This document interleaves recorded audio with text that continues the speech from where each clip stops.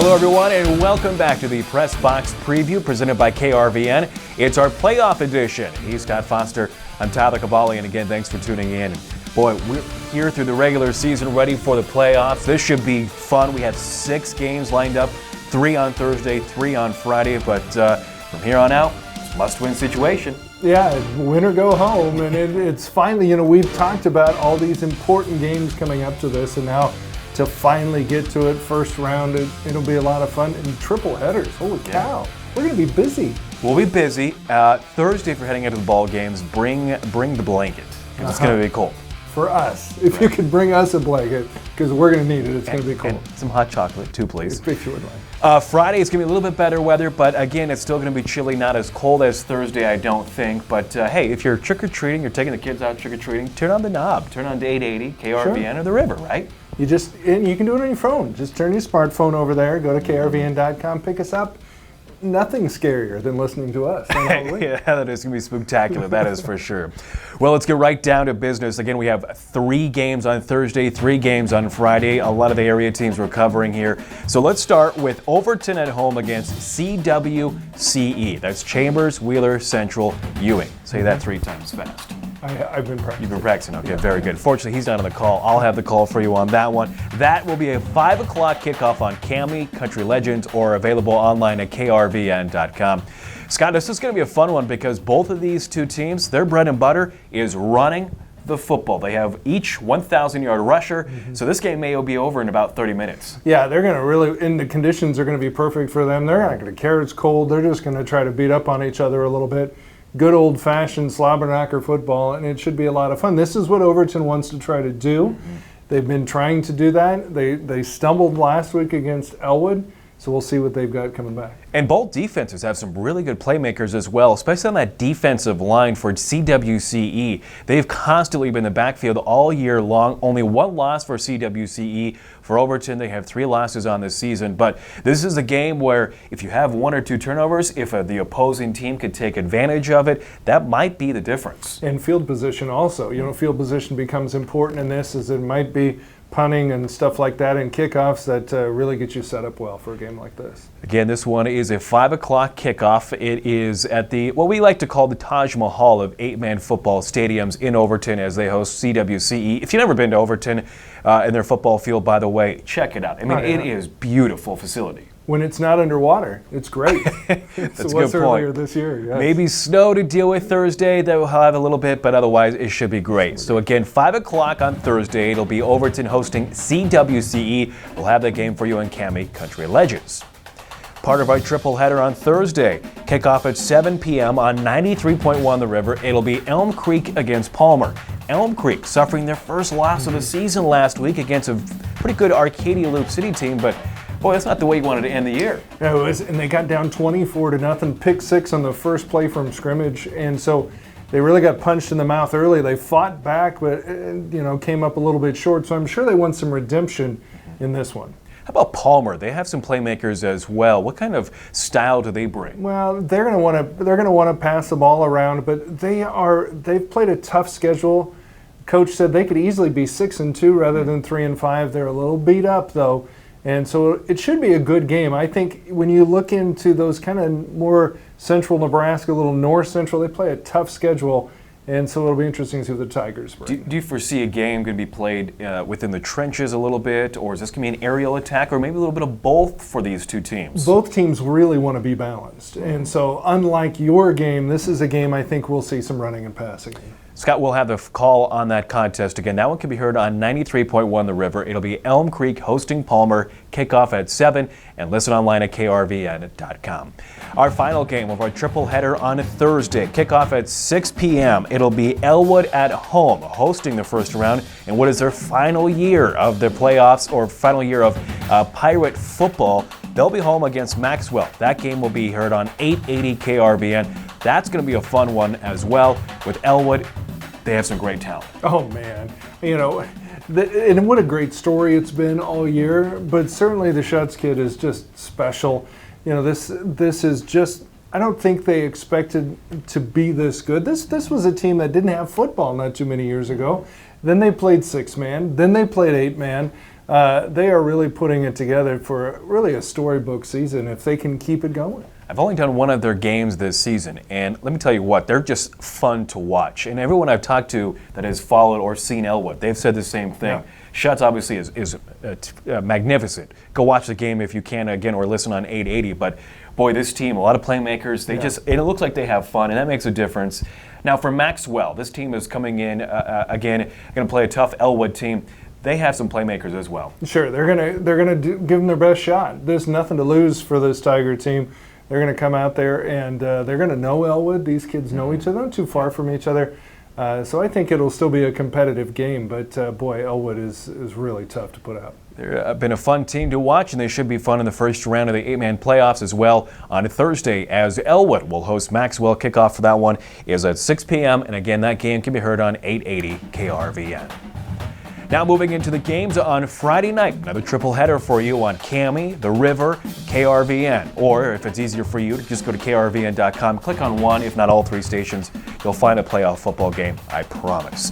Let's start though with Gothenburg at home against Ord at 7 p.m. on 880. I feel like this is deja vu. Didn't we just talk about Gothenburg, Ord a week ago here? We sure did. We sure did. And what an unusual situation. And we talked last week about how this game has just been competitive for the last 5 or 6 years, and it definitely fit the bill. They went into overtime last week, and Gothenburg was able to win it 17-14 on a field goal after a missed field goal in regulation.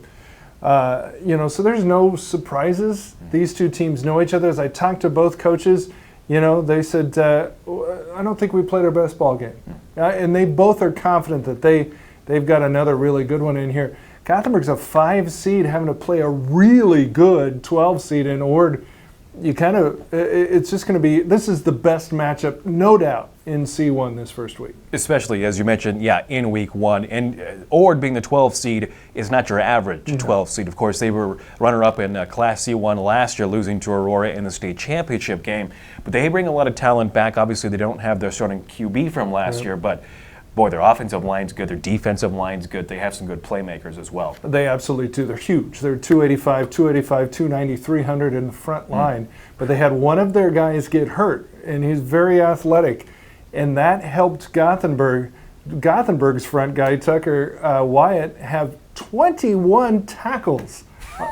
A nose guard had 21 tackles. That's almost unheard of. He was in the backfield all the time, and talking to Coach Wells at Ord, he said, we got to figure out a way to stop this guy. It's a monster day. I foresee this game being somewhat close again, though, right? I can't imagine either team running away with it. No, I don't think so. I think it's going to be that way. I think they'll be tight. Both teams had advantages. Both had opportunities that they didn't take advantage of in that first game. So, I think it's going to be a barn burner. It's going to be a fun one. Gothenburg hosting Ord for the second straight week. Of course, those two ended the regular season. Gothenburg coming away with the victory. That game will kick off at 7 p.m. in Gothenburg. Here on 880, he'll have the call on that one. Lexington made the playoffs after a big win out in Alliance. We'll talk about that here in just a moment. But they're traveling down the road to Grand Island. They will play Northwest. Kickoff for that one on Friday is set for 7 p.m. We'll have that game for you on KAMI Country Legends. And let's review that game with Alliance. Somewhat of a must-win game to get into the playoffs for Lexington over Alliance last weekend. Second straight week they go out to the Panhandle, and that's a good W. Yeah, it really was. And that's not easy. You're coming off a loss where you really got dominated by a rival team. You have to get on that bus and drive all the way out there to Alliance in a game that you needed to have. And they took care of business, and so I was impressed with Lexington to do that. They moved up to a higher seed and really got a pretty good draw, I think, for them this first round. Well, and two things to mention here. Have to cut down on the turnovers. They had 25 turnovers this season between interceptions and fumbles, and they're healthy now heading into the playoffs. So if you cut down on the turnovers, you're now healthy. You have to play almost perfect football to beat Northwest because we know how good they are. But maybe some things now moving in the way of for the Minutemen. Again, nothing for them to lose in this game. We know they've got skilled players. We know they've got dangerous guys. And let it all hang out, go for it, and you never know what could happen over playoffs. And for Northwest, this team has been somewhat surprisingly good. And I was talking to head coach Kevin Stein earlier this week, and they had so much turnover. Only had 2 returning starters this year, and I asked him if he was surprised, and he said I was shocked by how much success they played this year, had this year. Their only loss was against Scotts Bluff early on this season. So this is a team, a lot of key playmakers on offense and defense. They're not going to go down easy. Oh, absolutely not. This they feel is one of their best years in many, many years. Northwest, kind of a sleeping giant, I've always thought. They've got some good facilities, good athletes, and they're putting it together. They're well coached in Kevin Stein. Again, Northwest will host Lexington on Friday at 7 o'clock. Hear that game on KRVN Country Legends. And our final game of this 6 games we'll have between Thursday and Friday in this triple header on Friday is Cozad traveling all the way out west near Omaha. They'll be in Ashland, Greenwood, 7 p.m. kickoff. You can hear that game on 93.1 The River. Jason Jorgensen will have the call for you on that one. Boy, Cozad getting into the playoffs yet again, but now we've had a couple of injuries. Yeah, they're really beat up right now, unfortunately. And a lot of teams are beat up this time of year, but they have several starters that are on the mend, will probably not play. And so just a tough situation for Coach Cargill. But what we know is that Cozad's going to come out and fight. And they're playing an Ashland Greenwood team that has some question marks. So despite the injuries, there may be an opportunity for Cozad if they can play nearly perfect football yet again. They have to. But here's the question that everybody in the state has about Ashland Greenwood. Yes, they're undefeated. But who have they played? They've not beat anybody with a record over 5-4. So there are some question marks. They're big. They're always good at Ashland Greenwood. They manage to put it together. But, they've got some stuff to prove too. Should be a good one. Cozad again all the way out near the river by Omaha as they will travel out to Ashland Greenwood. Cozad with kickoff at 7 p.m. And again, that game can be heard on 93.1 The River.